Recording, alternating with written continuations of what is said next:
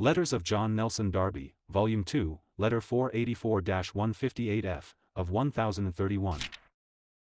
p. 253, Mons. Einard, from the French. Very dear brother, it is indeed a great blessing to find ourselves tranquil in the midst of the agitation which reigns.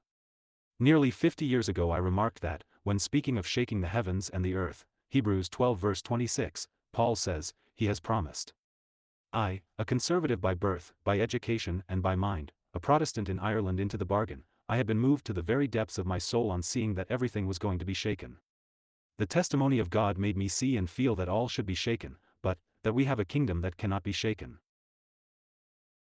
Only we need that spirituality which detaches from the world, and attaches to the invisible things, in order to be free from the sorrow which the thought gives that all the surroundings of our ordinary life, with all its associations of ideas, are to be overturned. If I live in heaven, if my surroundings are there, my citizenship, if I am waiting for the Lord, instead of everything for me being shaken, all can only be perfected in glory, but in so far as we cling to what is earthly, the shaking, the uprooting of that which is second nature, is painful. A tree lives from its roots. How upset I have seen some of your old Genevese, when the fortifications, that had been raised to repel the attacks of the Bishop and Duke of Savoy, were destroyed. It was no longer their old Geneva, the town was improved and enlarged, without doubt, yet it was not their Geneva. But the bulwarks, the wall of the heavenly city will not be removed. This is a great consolation, but, as I have already said, it supposes the heart to be there. For my part, I am perfectly quiet. Now all institutions are being assaulted, if they are not already thrown down, and the great whore, without strength unless given to it by the beast, loudly proclaims her intention to ride upon the beast.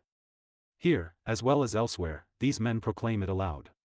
It is a plot, well organized at Rome, and systematically carried out. But if the floods rise, the Lord is above the flood, mightier than the noise of many waters. They rise, and plot their own ruin, even in this world, for judgment is coming. But our kingdom is in no wise affected, it is beyond it all, and the Lord whom we serve is above all. Besides, what peace do we not find in communion with the Father and the Son?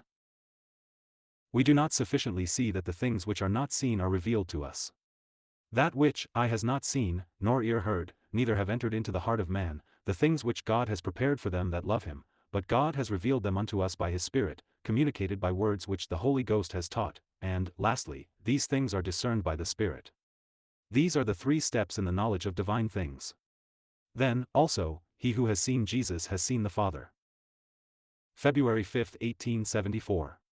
52158 F.